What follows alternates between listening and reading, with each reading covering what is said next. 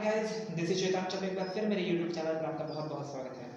दोस्तों, आज मैं बात किसी न्यूज़ पर नहीं करने जा रहा, किसी रीसेंट या किसी ट्रेंडिंग न्यूज़ पर बात नहीं करने जा रहा, बल्कि एक बहुत बड़े टॉपिक पर बात करने जा रहा हूँ। ये टॉपिक बहुत ही कॉमन सा हो चुका है, हमें हर दिन कहीं ना कहीं से इससे रिलेटेड कहीं ना कहीं से न्यूज़ सुनने को मिल ही जाती है। मैं बात कर रहा हूँ रेप केसेस की, लगातार बढ़ते रेप केसेस की, या कह लें increasing rape cases in India में। आए दिन हमारे देश में लगातार रेप के केसेस बढ़ते ही जा रहे हैं। देश हमारा अजीब से प्रॉब्लम में आ गया है। जिस देश की ऑलरेडी इकोनॉमी ध्वस्त पड़ी हुई है, जिस देश में ऑलरेडी बेरोजगारी दर इतनी ऊंचाई पर जा चुका है कि उसके बारे में भी कोई खास न्यूज़ हमें नहीं पता चल रही है।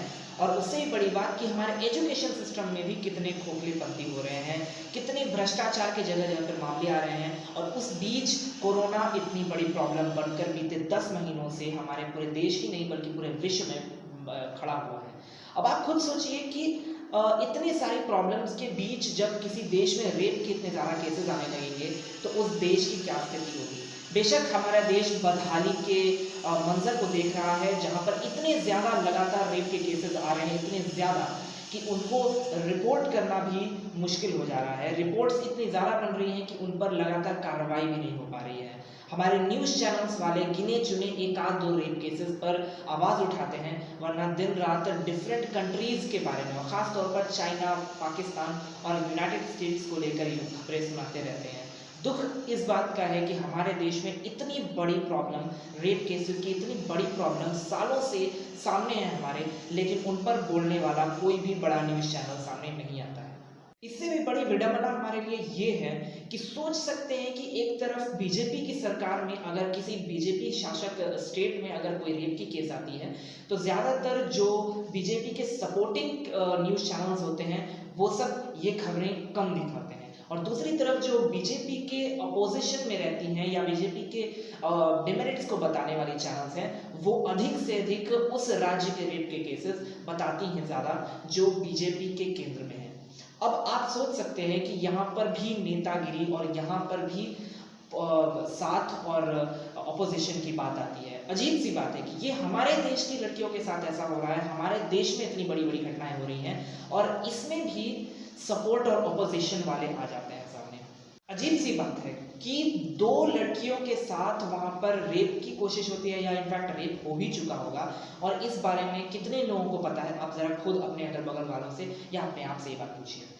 राजस्थान के माफ कीजिएगा, जयपुर और कोटा नाम के दो शहरों में किडनैपर्स ने दो लड़कियों को अगवा किया था, और वो भी लालच के नाम पर।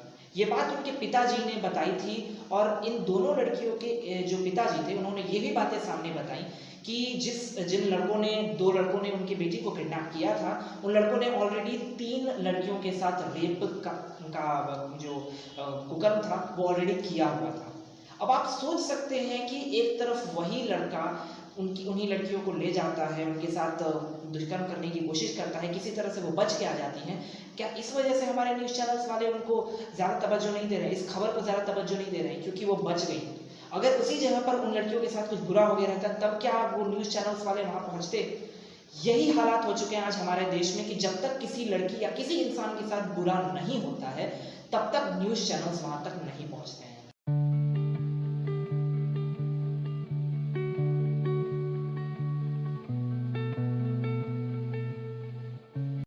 दो लड़के जयपुर और कोटा में दो लड़कियों को अगवा करके ले जाते हैं। लालच के नाम पर इन दोनों लड़कियों को वो अगवा कर लेते हैं, यानी किडनैप कर लेते हैं। और दूसरी तरफ उन्हीं के पिताजी, यानी कि उन दोनों लड़कियों के पिताजी ये बात को बाद में क्लियर करते हैं जब उनकी बेटी उनके हाथों में आ जाती है, यानी कि वो चंगुल से बच जाती है उन दोनों रेपिस्ट्स के। और तब वो ये बात क्लियर करते हैं कि किस तरह से उन दोनों लड़कों ने ऑलरेडी 3 के रेप के केसेस अपने ऊपर थोप के रखे हैं।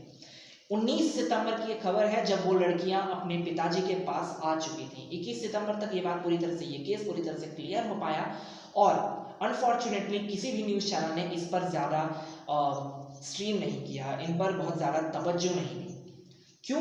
क्योंकि एक तरफ हाथरस के रेप के केस के विरुद्ध पूरे देश में आवाज़ उठ रही है, लोग इसको काफ़ी ज़्यादा चाह रहे हैं, इसमें न्याय मिले उस लड़की को जिसके साथ ऐसी घटना हुई। नाम था उसका मनीषा वाल्मीकि।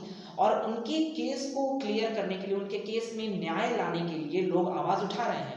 लेकिन हमारे देश की टीआरपी कमाने वाली गोदी मीडिया उनको ज़्यादा तवज्जो इसलिए दे रही है क्योंकि उन्हें पता है कि ये उनसे टीआरपी हासिल कर रहे हैं। राजस्थान में ये केस घटी, क्या ये कारण था कि लोगों को टीआरपी नहीं मिल रही थी, आई मीन न्यूज़ चैनल्स को टीआरपी नहीं मिल रही थी, इस वजह से वो राजस्थान की केस को दबाए, या ये कारण था कि राजस्थान में कांग्रेस की सरकार है? फिलहाल मेरा आज ये वीडियो बनाने का सीधा साधा यही केवल मोटिव था कि आप लोगों को मैं समझा पाऊँ कि किस तरह से हमारी मेन स्ट्रीम मीडिया, जो कभी सुशांत सिंह राजपूत की बातों को, आई मीन सुशांत सिंह राजपूत के केस को सामने लाकर दिखाकर अपने आप को सच दिखाना चाहती है, अपने आप को सच का मसीहा बताना चाहती है, और दूसरी तरफ जब मनीषा वाल्मीकि के साथ रेप होता है तो उस बात को क्लियर करना चाहती है कि ये क्या हुआ था असल में, हम उसको न्याय दिलाकर रहेंगे, और एक बार फिर अपने आप को सच का मसीहा बताना चाहती है। रियलिटी ये है कि ये वो खबरें ज़्यादा दिखाते हैं जिन पर इन्हें ज़्यादा टीआरपी मिलता है, ज़्यादा ट्रेंडिंग खबरें रहती हैं, ना कि उन खबरों पर फोकस करते हैं हमारे मोदी मीडियाज जो कि बहुत ज़्यादा मायने रखते हैं। ऐसा नहीं है कि जो मैंने पहले ये दो खबरें बताई उन दोनों पर कम मेन स्ट्रीम की ज़रूरत थी। ज़रूरत सब पर बराबर होती है, लेकिन शायद ये हमारी मोदी मीडिया समझती नहीं है।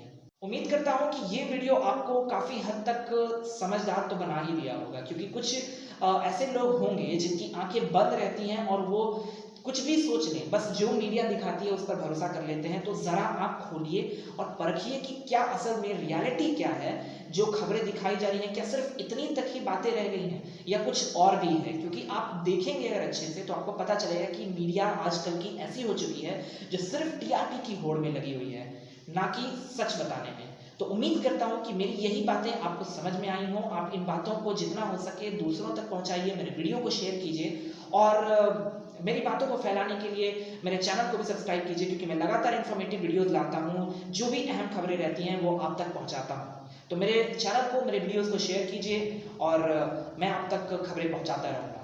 धन्यवाद।